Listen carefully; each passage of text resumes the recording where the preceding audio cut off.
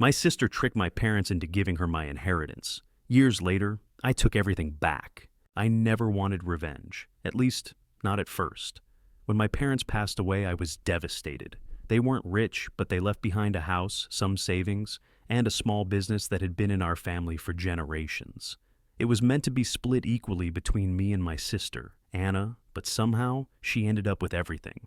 She played my parents like a damn fiddle, convincing them that I didn't deserve a cent. She forged documents, manipulated their emotions, and made sure I was left with nothing but memories. And for years, I let it go. Until the day I found out what she really did. And that's when I decided, if she stole my life, I would take hers apart, piece by piece. Before we jump into today's video, I need your help.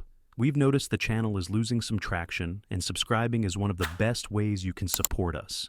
It's quick, free, and it helps us keep bringing you awesome content. Your support means the world. Let's keep this channel growing together. Thanks so much. Now, let's start the video. Growing up, my sister Anna and I were polar opposites. I was the quiet, responsible one, while she was the charming, manipulative golden child. She knew exactly how to twist words, play the victim, and get people on her side. I lost count of how many times she got me in trouble for things she did, just because she could fake tears on command. But despite all that, I still believed in family. When our parents passed, I was in my late 20s, working a stable job and trying to build my future. Anna, on the other hand, had spent years hopping between boyfriends and get-rich-quick schemes. She was always broke, always just about to make it big, and always blaming the world for her failures. So, when my parents' will was read, I wasn't even worried. It was supposed to be fair. Half of everything would go to me, half would go to Anna. Simple, right? Except, according to the lawyer, my parents had changed their minds a few months before they passed. They had signed everything over to Anna, the house, the money, the family business. And I got nothing. I sat there in shock, feeling like I had just been hit by a truck.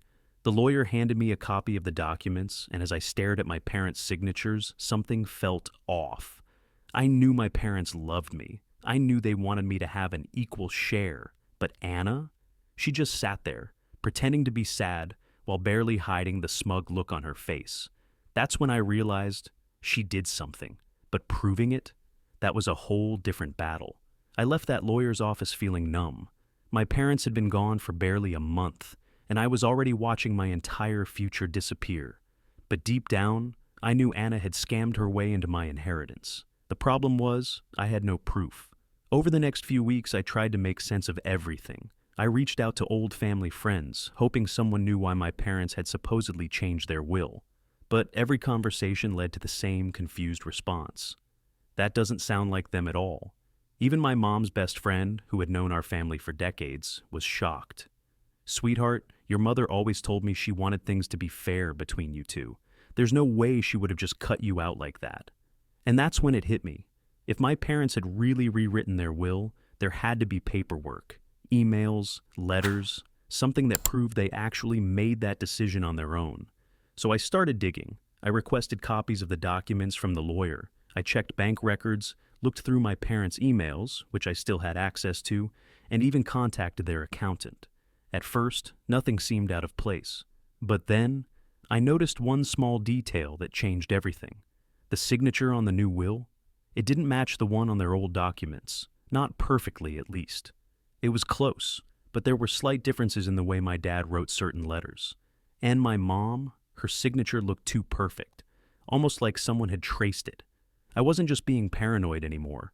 I had just found my first clue. Anna forged the will, and if she thought she could get away with it, she had another thing coming. Finding that discrepancy in the signatures lit a fire in me. I wasn't going to let this slide. I wanted to confront Anna right away, but I knew that if I just stormed in without a plan, she'd gaslight the hell out of me and twist the story like she always did. So I decided to be smart about it. I scheduled another meeting with the lawyer, pretending to have more questions about the estate. When I got there, I casually brought up my parents' signatures. "I noticed something odd," I said, keeping my tone neutral. "Could we compare this new will to some older documents, just to be sure everything's legitimate?" The lawyer hesitated, just for a second. Then he cleared his throat and nodded. "Of course, but I assure you, everything was done legally." I watched closely as he pulled out the old paperwork, and just like I thought, the signatures on my parents' previous legal documents were not the same as the ones on this new will. That's when I pushed further. Who handled the paperwork? Who was present when they signed this? Another hesitation. The lawyer glanced at the files before saying, "Your sister was the one who arranged everything. She even brought your parents in to finalize it." And boom, that was it. I had him. I left his office and went straight to Anna's house. I wasn't going to give her a chance to spin more lies. She had played her game long enough. When she opened the door, she looked annoyed to see me, probably thought I was there to beg for scraps. "What do you want?" she sighed. I didn't even waste time. "You forged the will, Anna." She blinked, and for the first time in her life, she looked caught off guard, but only for a second. Then she laughed. Actually laughed. "Wow, you really can't let this go, huh? It's been months, just move on." "Move on? You stole everything from me." Her smirk faded, and she crossed her arms. "You have no proof." But she was wrong, because I had already taken the next step. Before coming here, I had contacted a forensic document examiner, someone who could prove whether my parents' signatures had been forged. And if my gut was right, Anna was about to lose everything. I just didn't realize how much worse things were going to get before that happened. I walked away from Anna's house feeling something I hadn't felt in a long time. Pure, burning determination. She thought she had won. She thought she had outplayed me, but she had no idea that I was already 2 steps ahead. I waited a few weeks for the forensic document examiner to finish their analysis. When I finally got the results, I almost laughed out loud. The signatures were fake, both of them. My mom's was traced, and my dad's had been copied from another document and slightly altered to look fresh. It was textbook forgery. I wasted no time. I got a lawyer of my own and filed a lawsuit for fraud and forgery. I also reported everything to the authorities because, oh yeah, forging legal documents is a crime. Anna was about to have the worst year of her life.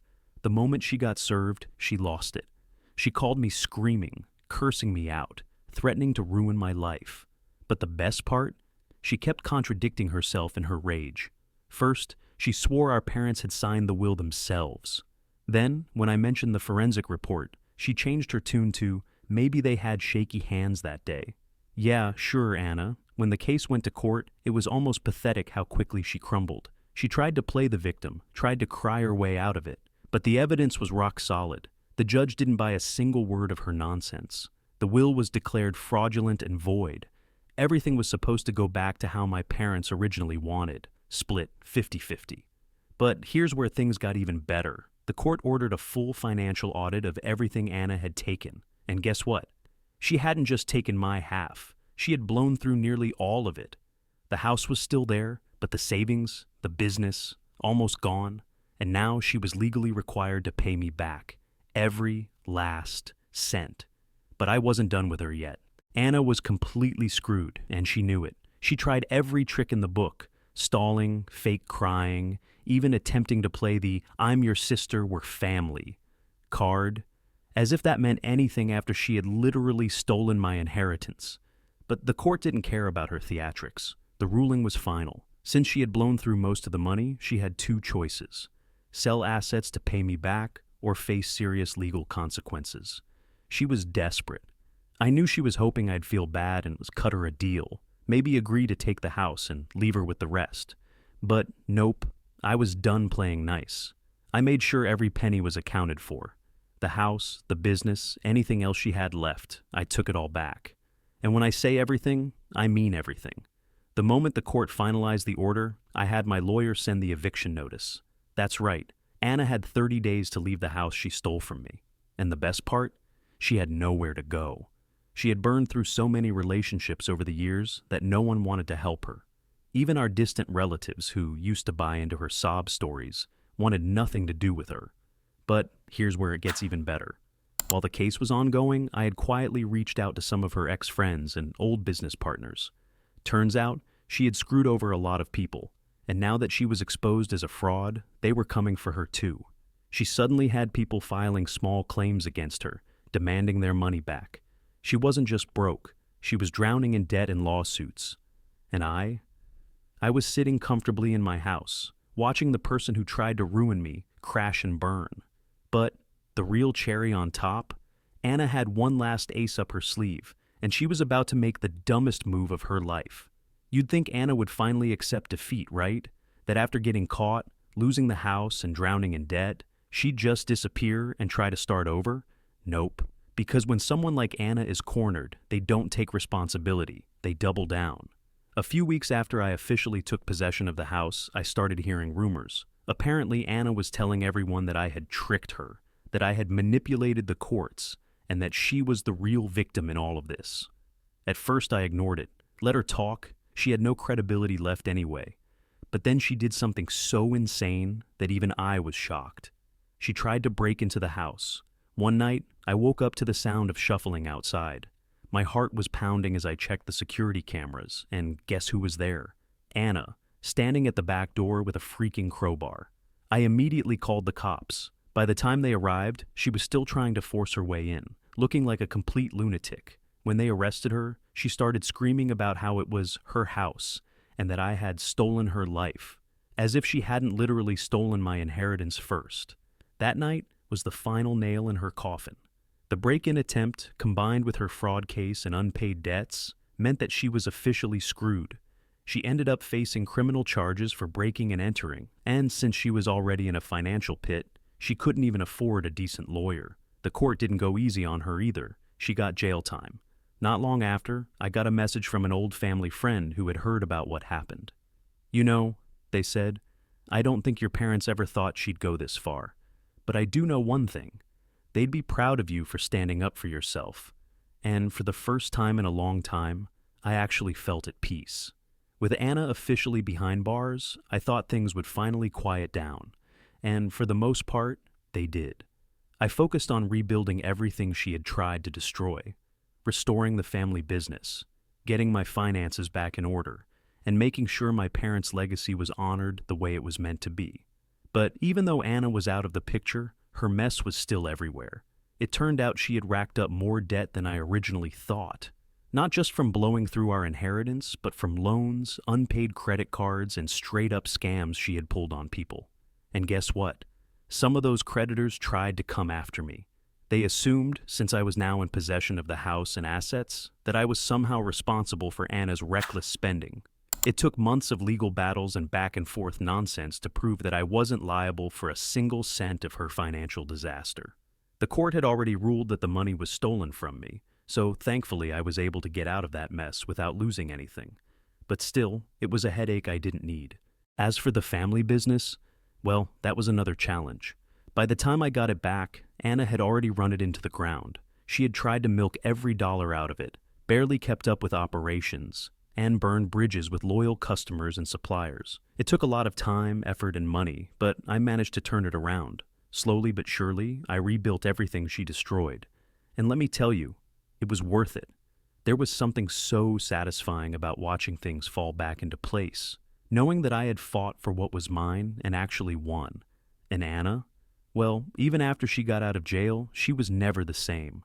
When Anna finally got out of jail, I expected her to try something. Maybe another pathetic attempt at manipulation, maybe some half-baked scheme to get back at me. But to my surprise, she did nothing. No calls, no messages, not even a passive-aggressive social media post. It was like she had disappeared. At first, I didn't care. She was out of my life, and that was all that mattered. But then, a mutual acquaintance sent me a message. Hey, I ran into your sister. She's not doing so great. Apparently, Anna had hit rock bottom. No money, no place to live, and no one willing to help her. All those bridges she had burned over the years? Turns out, no one was eager to rebuild them. She tried couch surfing with old friends, but that didn't last long. She had screwed over too many people for anyone to trust her. She ended up homeless. I'd be lying if I said I didn't feel something about that. Not pity, exactly. More like disbelief. This was my sister, the same girl who used to manipulate everyone around her, who always had a backup plan, who never once thought she'd face consequences for the things she did. And now she was just another person struggling to survive. I knew people expected me to step in, to be the bigger person and offer her help. And maybe, years ago, I would have.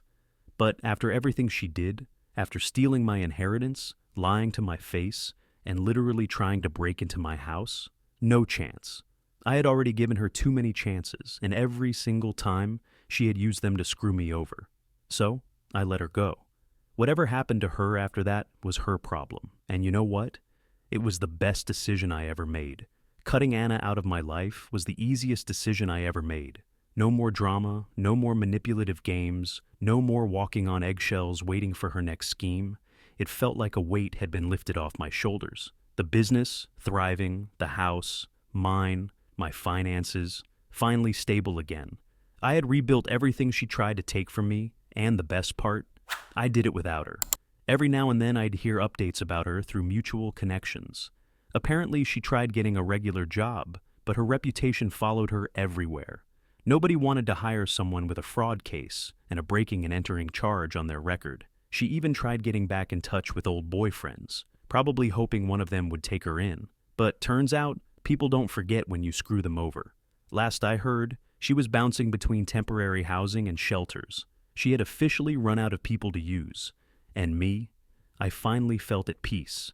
I had spent years letting her walk all over me, always trying to be the good sibling, always letting her get away with things.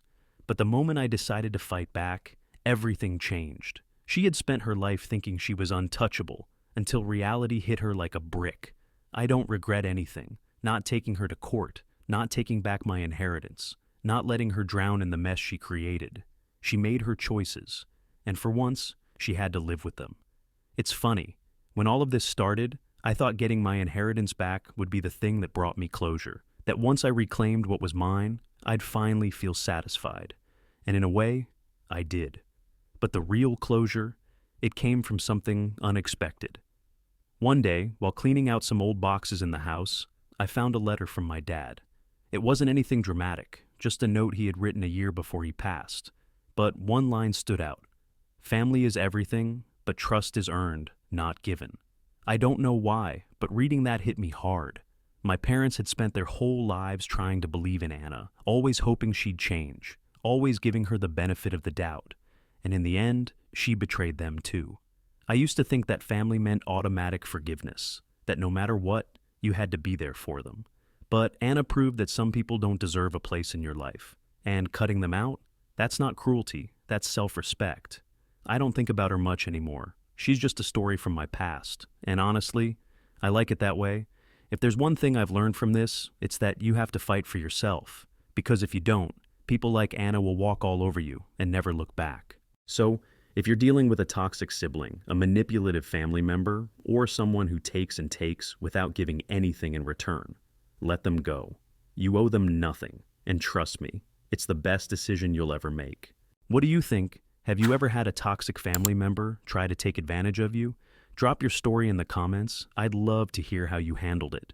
And if you enjoyed this story, don't forget to like, subscribe, and hit the bell icon for more wild Reddit-style stories like this one. See you in the next one.